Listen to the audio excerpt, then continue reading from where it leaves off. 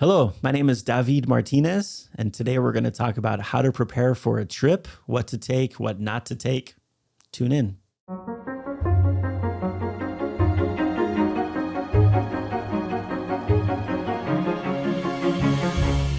Okay, let's get into it. Let's talk about the things that you should take with you when you travel, the things that you shouldn't take with you when you travel. But more importantly, I'm really interested in these lists that I see often, and I click on the list because I'm always curious. Top 25 things you should take with you when you travel.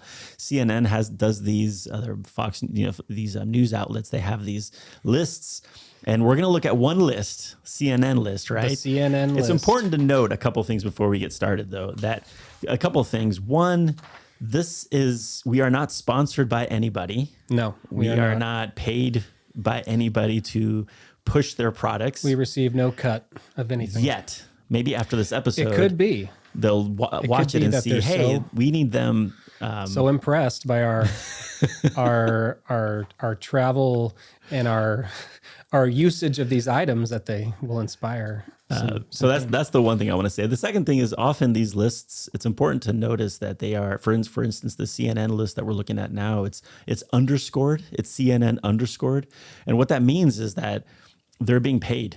Like somebody's paying them to put these products on their site. So I approach it with a degree of suspicion, maybe when a company pays you to put their product on their site. It's not that the product is bad necessarily, but I'm just a little suspicious about that product. So those are the two things that we have to say. The opinions in this podcast represent our own experience traveling, our own what we have experienced, what we have appreciated and liked. But let's just go down this list if you want, and then we'll talk. We'll share back and forth how you view this particular item, if you agree or disagree, and then maybe towards the end we can talk about what are the essential things that you do take when you travel. So what's number one on the list? Yeah, it looks like a universal in-flight airplane phone mount. Okay, that's a hard no for me. That's a 100% no. Absolutely unnecessary. You have generally pockets, or you have a nice big old screen on the back of your. You don't need a phone mount. You don't need a phone mount, absolutely. And the places where you might need a phone mount, there's a few. I think United on some of the flights they don't have a screen, right? And they have an in-flight. You have to download their app and all that, but.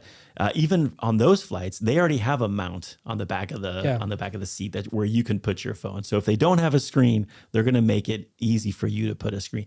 And at the very least, if there's neither a screen nor a place to put your phone, you're going to be okay. You're going to be okay. You can roll up your sweatshirt and put it on the tray and just set your phone there if you really need to watch something. Okay, so phone mount, that's a hard no. Number two, we have the Universal International Travel Power Adapter. Okay. Tell me about this adapter. Okay, so I don't know necessarily if it's a power adapter as far as a transformer. I don't bring transformers with me because every electronic device that I bring with me when I travel abroad goes from the 120 to 240. Right. Correct. Most of the items do that. There are a few exceptions, like I think hair curlers, I believe often don't transfer. Which I generally avoid bringing. Yeah. But I will say plug adapters is something that I didn't used to bring, but always found myself in need of them. Okay. And I want to hear your thoughts on this, but let's see it. This guy here. Oh, that looks huge. It is huge, but underneath you have heavy. 4 USB chargers. You've got USB. Why do you need 4 USB? Okay. Let's say you've got, maybe you make the choice of bringing an Apple Watch, right? Maybe you have your phone that you want to charge. Maybe you have, different things. On the back, you've got, something for Peru and Indonesia. And then maybe you travel from Peru to Argentina. So you got to switch these guys inward because Argentina is funky. But then you go to Chile and it's a little bit different still. Yeah. I'm ready to plug everything in and I can feel good about having this. Okay, this is why this is a hard no for me. One, that just looks big, clunky, heavy. It's going to take up a lot of space. It's got a lot of use. There's all sorts of nicks. I see the use, but I see excess on that. I see. So you did bring up a couple things that I don't have an Apple Watch, so maybe that's where the number of devices that I have to plug in are not minimal. Am I a minimalist traveler? I guess. Ooh, minimalist. But here's the other things. I see those, and I used to travel with one of those. I don't anymore have them at the house. but I don't travel with them anymore because my trips now I'm not doing a world travel. I'm not going to 19 different countries. I'm going to maybe 2, maybe 3 countries. And in the regions where I go, normally it's the same kind of adapter. So I'll buy a much smaller adapter, or I'll wait till I get to the country. Because here's the thing. Most of the hotels, the places that I stay in now, or the airports or the flights, you don't even plug it in anymore. It's a USB. They have the USB slot to put it in. And if you go to a little hardware store, you can buy the adapters for extremely cheap. We did that. But I guess one of the reasons why I like this is because we do have kids, and you guys have kids as well. So when you travel, the devices start to pile up. And if we're doing things, I like to be able to have one item that's going to be able to be charging those things. Okay, you bring up a good point. I saw the 4 USB plugs, and I thought that's too many. But if I'm traveling with kids, then maybe the 4 Kindles need to be plugged in. But that's still a no for me. All right, next we have the I guess South Airfly Duo. Okay, so this is a hard no for me, but also because of the way I travel. This is a device. This is a thing that allows you to plug in your wireless headphones, or what do they call those? The AirPods? Yeah, to the screen of the airplane. Yeah, it's a hard no for me too. I'll use But you have Apple AirPods?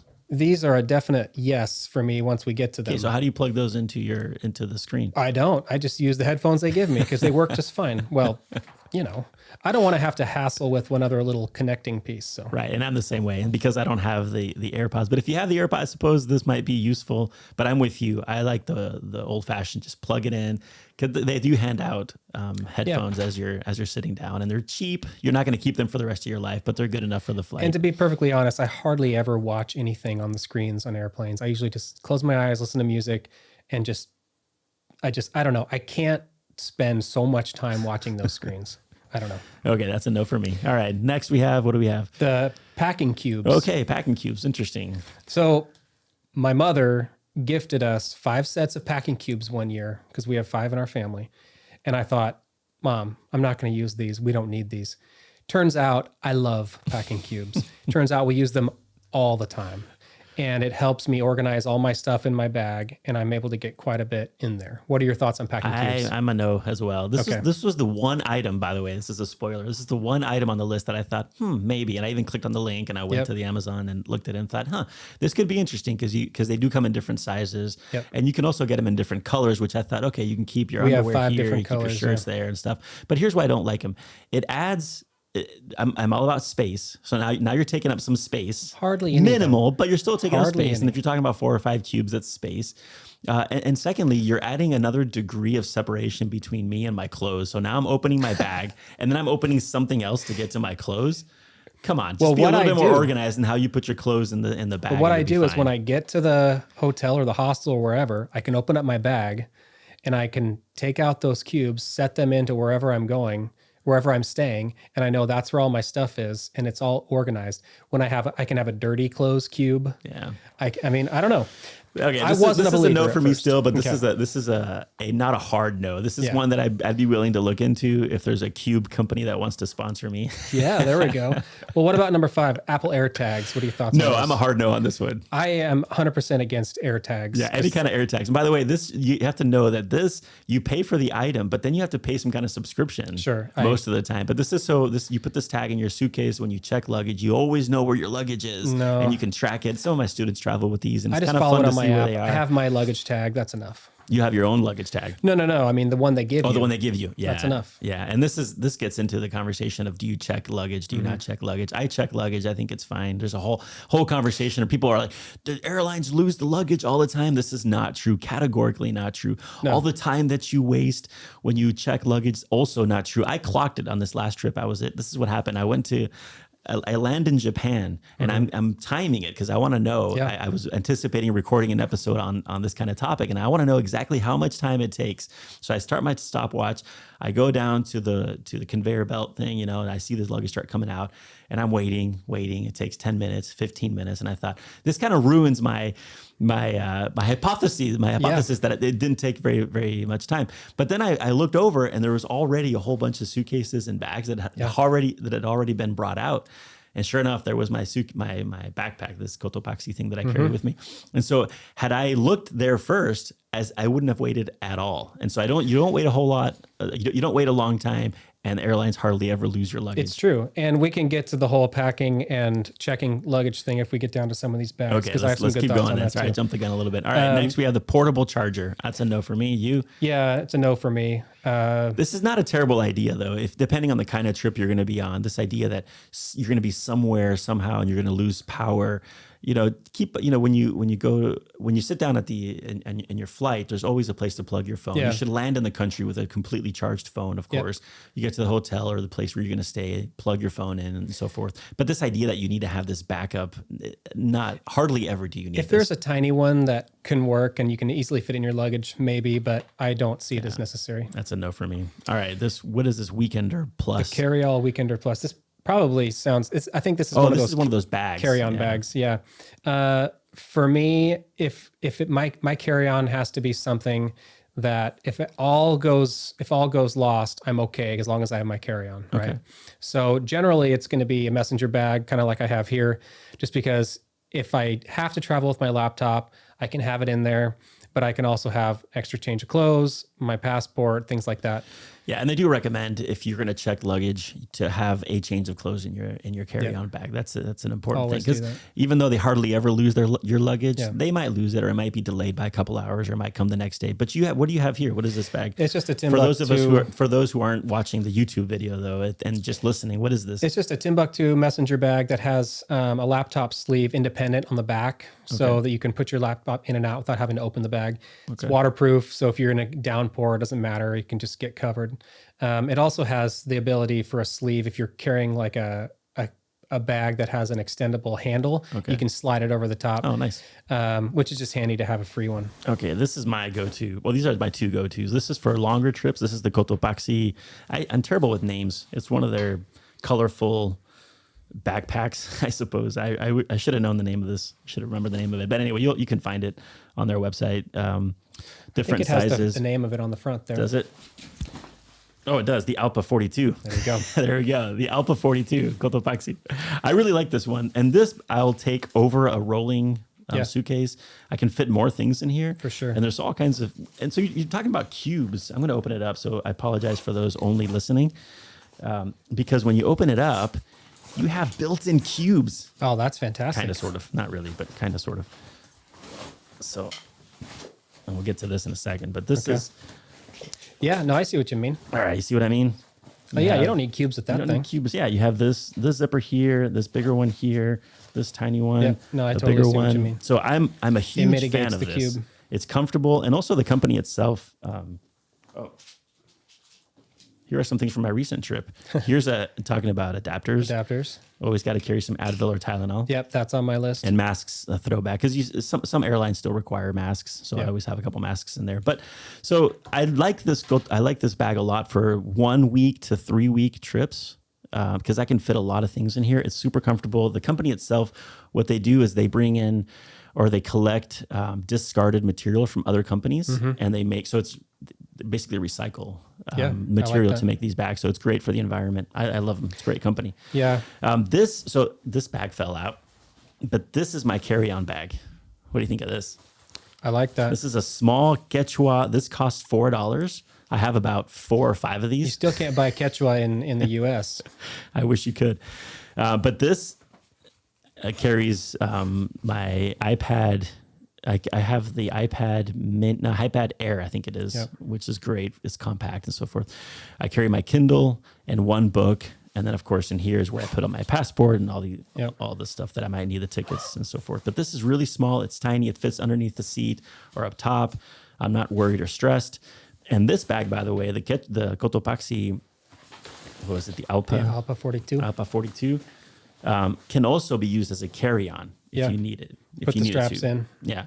So anyway, these are the bags that I like to use. This Soles Guard is really nice for the 3-day to 1 week trips. And what I like about this, it's got all kinds of like pockets and stuff and neat things, but it's got like a built-in closet. It's a compression sack thing. So you put your clothes in here, and then you compress it. Yeah, you compress it down.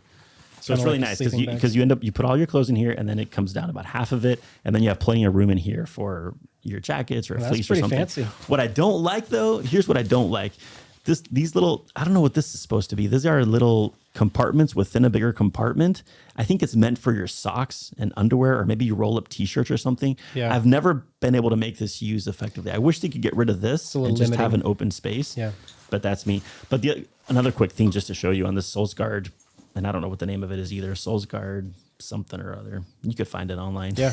If you're really interested. Sounds It's got Norse. it's got these pockets in the back.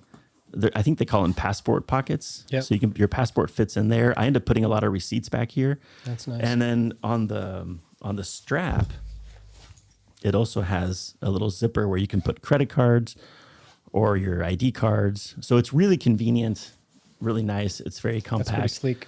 And it's very slick. So cost wise, the Cotopaxi cost about $160, and the Solsguard I think ran me about $220.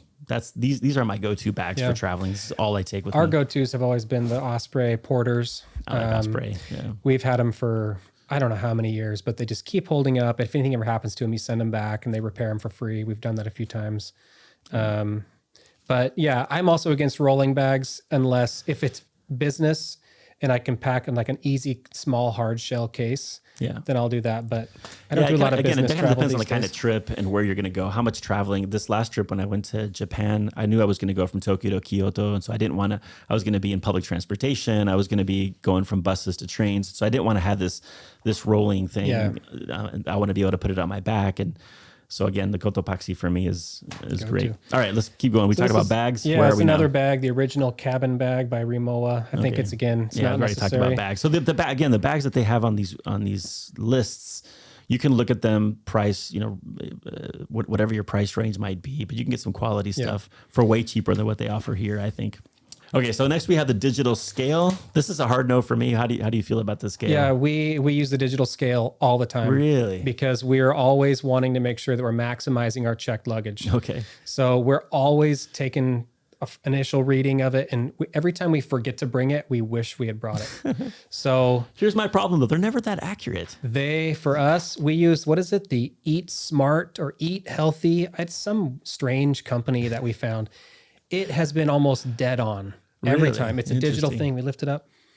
If I'm traveling with my family and we're checking luggage, Okay. definitely. If I'm by myself and I'm just kind of doing more, place to place, hopping around, I don't bring it because I never bring it. And here's why. I think you can weigh things at the house. We have a scale, so you can weigh yourself and then weigh yourself with the bag, and you can get a sense for how much. You're talking about like precise I'm accuracy. talking about, coming back home. Right. But see, for me, when we travel, you're typically going with more things than what you're going to, well, not always because you end up buying souvenirs, but you kind of have a sense for how much. Yeah, no, I don't know. For You're all me, about it's accuracy. Yeah. For me, it's accuracy. This for me adds weight, it's cumbersome. It's not that accurate. That's been my experience, but you like it. All right. We like it.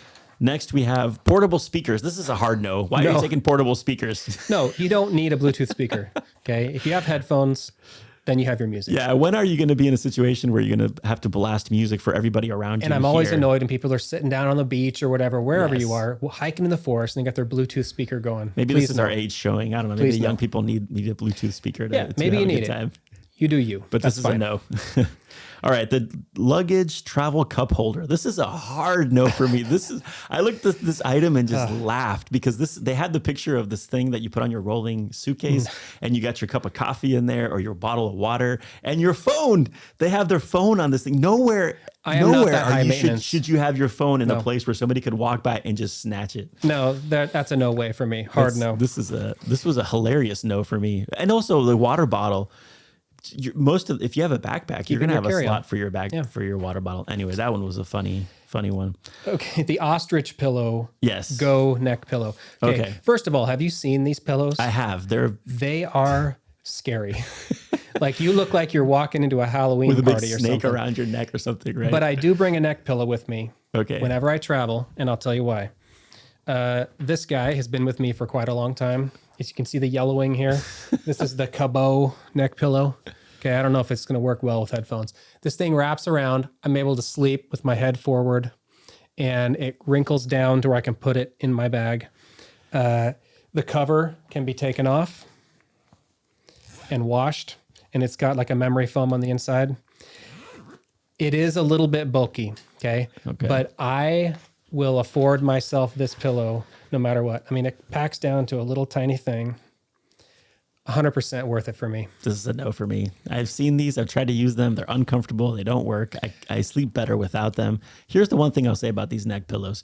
I saw a hack, and I haven't tried it yet. I'm tempted to try it. Can I grab please. it? So one thing you could do if you're not checking in luggage is you can, as you said, you can unzip it. You can unzip it. You can take the foam out, and you could put clothes in there. You could put t-shirts. You can put like a fleece in there. You can put so you can add more clothes. You can add more things to the thing. Yeah. And then whether you use it or not, it's not going to count against the weight. True. Nobody's going to look at this neck thing and say, you need to put that with your carry-on luggage. If you're like in a low-cost airline like Ryanair or EasyJet, they're not going to make you weigh it. So that's a travel hack that you can use.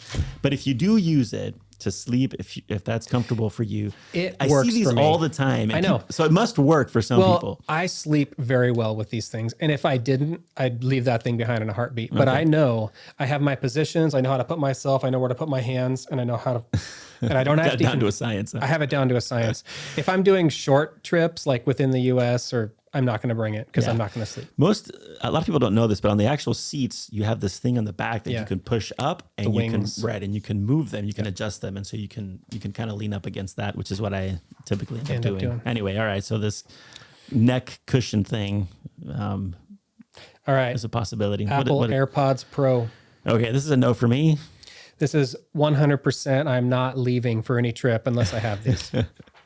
This is one of those things I'm charging in my on cube. One of your 4 USB. These help me block out noise on the airplane. They're super light. They just add so much for me on my trip because I listen to a lot of music when I travel. So these are a definite yes. Okay, I do have wireless headbuds or earbuds or whatever they're called that I use for my iPad Air, but I don't use them on the plane hardly ever. It's only when I'm in an office or somewhere if I need to use Zoom or something. Yep. But I'm not an Apple guy, as you can see, except for the iPad. It's the only Apple. I was raised an Apple kid, and that's all I've ever had. So. I used to be an Apple guy, but there are too many passwords to remember, and too many blocks, too many. I don't know what do you call them? Too many barriers between me and my things. Anyway, yeah, I hear you. All right, what's next? Cadence the little capsules. Yeah, this is a no for me too. I think people put their different lotions or shampoo or their soap and all these things and there's these little compartments, and they're TSA approved, which by the way I don't think is even a thing. It's not a thing. Like the TSA doesn't get, they want to make sure that it's under 3 ounces. But once you leave the US, it doesn't matter about TSA anyway. So, but these capsules, everywhere you go, there's going to be shampoo and soap. I get all my stuff locally once I arrive. Yeah, I have my toothbrush, not electric. I just travel the regular toothbrush and deodorant. It's about ibuprofen. So this again it's cumbersome. It adds Not weight and space that just things that you don't really need. All right, we got the select membership, the priority pass select members. This is for when you're in at I guess layovers, airport at airports, lounges. This is a hard pass for me. It's expensive. It's you're paying not worth it. The cheapest one is $99 per year, I think. So if you think about it, how many times are you in a airport lounge that warrants you spending $100? Maybe it's worth it if you break it down by hour. I don't know. For me, it's not worth it. No, I once was able to get some lounge access through. The only time I ever flew first class was because I bought some tickets with airline miles. Okay. And I went to the lounge, and the food was incredible. There was places to sit, but I told myself I still wouldn't pay for this. Yeah. So no. Maybe for some people, my friend swears by it. He was encouraging me to get it because he knows how much I travel, and I just could, it's too expensive. Yep. Okay. Next we have the Low and Sons, the Waverly 2. Oh, this is like a money bag kind of small purse thing. Oh, kind of like a money belt type Yeah, deal. a little money belt. Yeah. Again, for me, it's all about I don't know what I did with it, but my little Quechua bag. This is my money belt hack is put everything in my front pockets. And if anyone's approaching me in that way, I'm going to know it. So I don't need anything extra. All right. Next we have Away the Large. This is a roll-on, a giant suitcase. Yeah. Which again, suitcases, the ones that they put on this list, You can do your own research and look for a suitcase that's within your price range, that makes sense, something that's durable. The one thing I do recommend with suitcases, they all look the same. So I always end up tying like a blue ribbon on the handle, or you somehow kind of mark it so it's really easy to see as it's coming down the conveyor belt. We put green duct tape on ours, just like a little strip. Yeah. That's how we know. Healing ointment. I suppose this goes into kind of a first aid. Like take whatever you need. I take Advil with me wherever I go. Tylenol. Yep. If this Aquaphor is something you need, then go for it. But I don't take need it with any me. extra ointments. The MacBook Air. Yeah.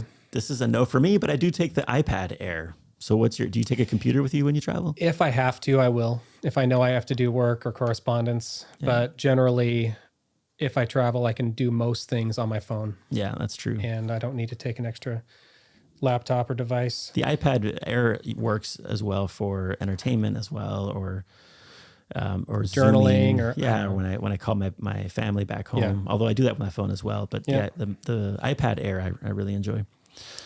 Next we have small toiletry bag. Okay, so again, this is a no for me. Yeah, I don't need an extra toiletry bag. I used to when I was younger travel with a toiletry bag because I could hang up and have all my stuff. It's not necessary. Do you know what anymore. I use now? What's I use a Ziploc bag. Ziploc, yeah. That's what I use. That's all you need. Yeah. I mean, just put everything in there. It's waterproof. It doesn't. Yeah, totally. It works great. Earplugs, 10 pairs. No for me. I don't need earplugs. You got the fancy. I got my AirPods, or if you're on an airplane, you can always ask for earplugs and they'll give them to you. That's true. This is a no for me as well. Yeah. But some people, my wife travels with earplugs. Yeah, a lot of people swear by them. Next, we got a water bottle. Yeah, sure. Water bottle. Although I don't travel with one, but water is important. Yeah, if you have a water bottle that you need to have with you and that you need to refill, that's great. I usually just find a nice water bottle that I just buy wherever in country and I just keep refilling it. I don't know if that's best practice, but it's plastic bottles are lighter and I can just recycle them there and be done. Yeah. Likewise. A 5-pocket card case. Yeah. So this is, again, they're going for like a minimalist wallet kind of a thing. So and my wallet is super tiny. It's called a flow fold. It's RFID. No one can, it's protected. It's super minimalist. All the bills just go in there. Cards go in here. And I initially bought this, I think, several years ago because it was a good deal. And I love it. Super slim. I can put it in my front pocket and I don't notice it. Yeah.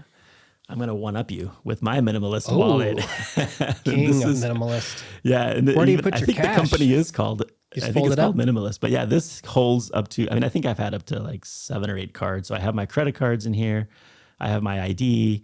And then any bills can go in there as well. So it's kind of a stretchy material. Yeah. But this is my minimalist wallet that I use. Yeah, that's great. So we're both on the same page for the minimalist. So yeah, if you see this and you think, I need a smaller wallet, then yeah, there are a number of options available. All right, so that's the end of the list. Where are we at? I had one maybe on this list, which is the cubes, which I'm on the fence. With that bag, you don't need the cubes. Exactly. So, and I guess the bags are on the list as well. So I do. Didn't sell you on the adapter. It's too bulky. It's too bulky. It is bulky. If I could find a smaller one, I would. And maybe just like the single one if I'm going to one country. But so again, with these lists, look over them, click on the links. But I think especially if you haven't traveled, I think it's easy to get into this mode of, I'm going to go on this trip. I need absolutely everything. Yes, I need all these special things. Yeah. The other thing too is I hear often I hear people talk about getting through security. And this is something that we could categorize travelers, if we stereotype the travelers, like the brand new who, first time on a plane or second time on a plane. And then you have the people who have been to, like 17 to 23 countries, let's invent numbers, right? Sure. And then you have the plus, right? Like the early people, they don't really know what's going on. So it can be frightening maybe to go through security and you have the belt and the thing and you're frustrated because people are behind you. It's stressful and so forth. But then you have the second category, which is the ones who they know how everything works and they know how to do things and they get through security really fast and they're very proud of the fact that they get through security fast. But here's my problem with them. Going through security takes, and again, I clocked this, 4 minutes. Okay. By the time, now I'm not talking about waiting in line because that's going to vary from airport to airport, but I'm talking about when you start to take your belt off and your shoes off and all that, and you get through security to the other side, it takes 4 minutes. Yeah. So here's my thing. Be comfortable. Yeah. Be comfortable because you're going to be on the flight. You're going to have a layover. It's not worth it for you to sacrifice comfort for the sake of getting through security fast so that you look cool and you're, Yes. you're the slip on, slip off shoes and look at me. And you're like, you're the guy, the guy looking around judging everybody else. It's not necessary. And like huffing and puffing whenever people are taking a bunch of time. It's like, so I have, a couple of things that I do. This bag that I mentioned earlier, the Skechua small bag. Before, when I'm waiting in line in security, I put all of my wallet, my phone, credit cards, everything. I put it in the small pocket in here so that when I'm in the line, I'm not putting a bunch of things in this bin. My belt comes off pretty early. I travel with the shoes that I wear are trail running shoes. I think this is, I'm told this is a dad thing, but they're super comfortable. I also wear those. You wear, so maybe it's a dad thing. I don't know. Ready for anything kind of Right. thing. Go for a run, go for a hike, get caught in the rainstorm. Exactly. They're not great for meetings. Sometimes, depending on the kind of meeting you had, like this last trip I was in Japan, I had to pack an extra pair of shoes in my bag, but that's the shoes that I travel with. Sure. And then the pants that I wear, Eddie Bauer pants that are stretchy, they're super comfortable. And this is also a dad thing, I'm told. They have a pocket on the side. No, no zip off. I'm not that bad. Thank you. No zip offs. But they do have pockets on the side. Yeah. Which I really enjoy because if you have your wallet in your back pocket, for instance, if you're sitting for long periods of time, it gets uncomfortable. And the pants that I travel with have a pocket on the front of the leg, and it's big enough for my passport. And like it because it's in front of me, so I'm not worried about getting, pickpocketed and so forth.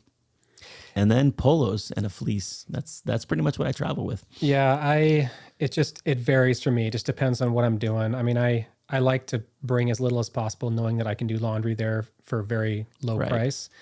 I like to travel wearing like cotton pants, like khakis or something, like lighter ones, just because they're a lot more comfortable for long flights. Yeah. But generally with shoes, I'll bring one pair of like adventure type shoes where I can kind of hit anything with, like trail runners. And I'll bring a pair of Vans. Okay. I love to travel with Vans. That's classic. Because they can kind of hit any situation, and if something happens to them, it's okay. Right. If I need to leave them behind, I will. Right. I didn't bring it. I meant to bring it, but I have a Black Diamond rain jacket, super light, thin, but it's very compact. It packs down to the size of a fist. And same thing, that can come out if it's raining, but if it's not, it doesn't take a whole lot of space in my bag. The other thing too that people often do when they travel is they take too much clothes. They take too many things with them, and that's something you learn the more you travel. After you return from a trip, you should do an inventory and say, I didn't use this, I didn't use that. Right. One thing I still do when I travel, I have a Kindle that I travel with. I still enjoy reading books.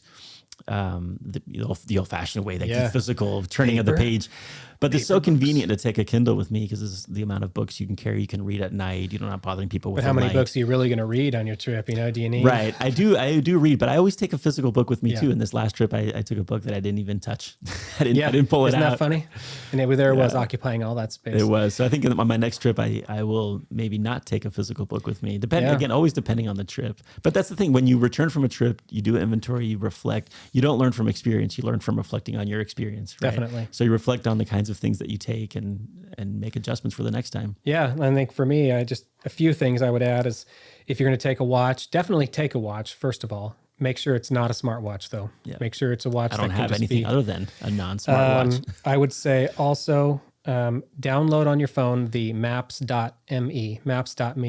It's a map set up where you can download maps from all over the world, and you don't need a GPS signal to access them. And it gives you GPS guided directions, even if you don't have a cell signal. Wow. Or Wi-Fi. How much does this cost? It's free. Oh, wow. Okay. So 100% download maps.me. I've used it in all these different countries where I had no cell signal, no SIM card that works in that country. And it's got me back to places where I need to go. That's fantastic. I end up using Google Maps most of the time, but like the offline version. Yeah, but in places where you don't have coverage, it can get tricky. That's interesting. And then the AAA driver's permit. If you want to drive and maybe your license isn't going to cut it, I take a AAA international driver's license to me wherever I go. It's not that hard to get, right? It's easy. It's not. Go to a AAA office. I never do that. I don't have trouble because you can rent a car on your U.S. license. On your U.S. license most places. But I regret not doing it this last time because in Japan you can do cart. You can rent carts and go kart around Tokyo, but you need to have an international license. And I saw it too late, and it says you must have an international license to do this. And if I had done this, if I had a license, I may have done the go karting. So yeah, that's good advice. That's great advice.